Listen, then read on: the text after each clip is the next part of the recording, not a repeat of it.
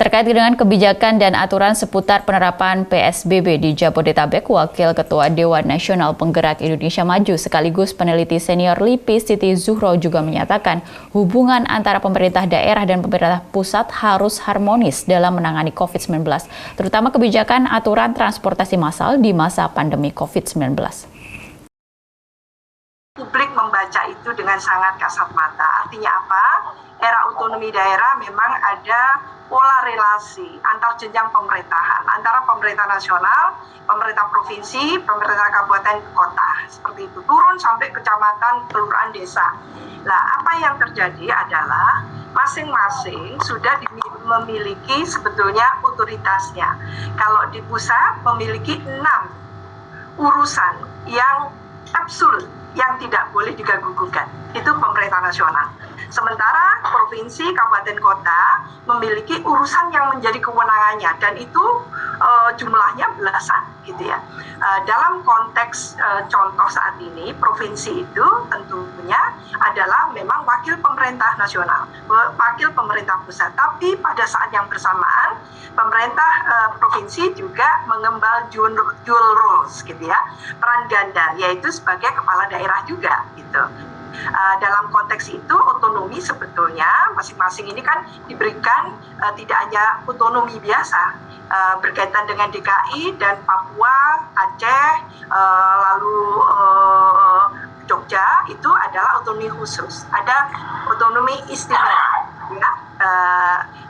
Artinya kita sedang menjalankan asimetri dalam konteks COVID, mengatasi COVID. Menurut saya tentu pemerintah daerah juga mengacu pada apa yang menjadi kewenangannya, urusan yang menjadi kewenangannya. Tentu dengan asumsi besar waktu itu bahwa sebetulnya dengan otonomi daerah diharapkan daerah-daerah itu mandiri, diharapkan daerah-daerah itu mampu mengatasi permasalahannya. Juga masalah kesehatan diatur dalam Undang-Undang Pemda.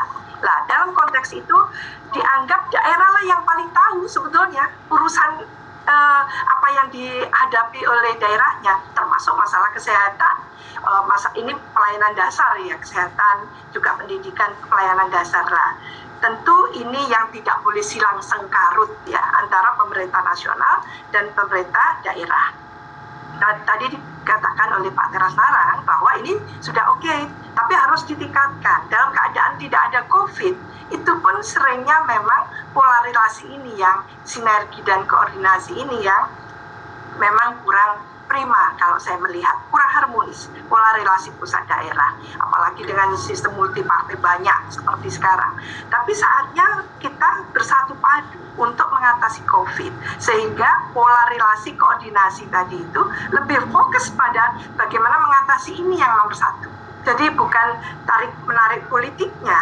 Nah, yang terbaca di publik adalah tarik-menarik politiknya ini yang kental, sehingga ibu kota, contoh di Provinsi DKI Jakarta yang langsung berhimpit dengan pemerintah nasional, posisinya seperti ini. Sehingga apa yang menjadi domain atau kewenangan dari pemerintah Pemprov DKI Jakarta, demikian juga apa yang menjadi kewenangan otoriti dari pemerintah nasional. Nah, itu tidak boleh juga bentrok seperti itu. Nah, ini yang kita harapkan dalam mengatasi masalah tadi pertanyaannya tentang lalu transportasi massal. Iya, transportasi seperti ini mestinya kan bukan hal yang pelik gitu. Jadi politik ini dising-singkan dulu lah gitu. Karena ada urusan yang sangat serius, yaitu masalah kesehatan, masalah virus. Yang ini hitungannya detik virus ini. Jadi kalau kita lengah, penduduk Indonesia yang akan meninggal sangat banyak kan gitu. Nah, ini yang kita harapkan melalui Pergerakan Indonesia Maju gitu ya, menyadarkan pemerintah nasional, provinsi, kabupaten, kota untuk bagaimana melakukan sinergi koordinasi komunikasi itu yang jauh lebih harmonis yang Pak Teras Narang katakan tadi, itu yang mungkin terasakan di publik. Terima kasih.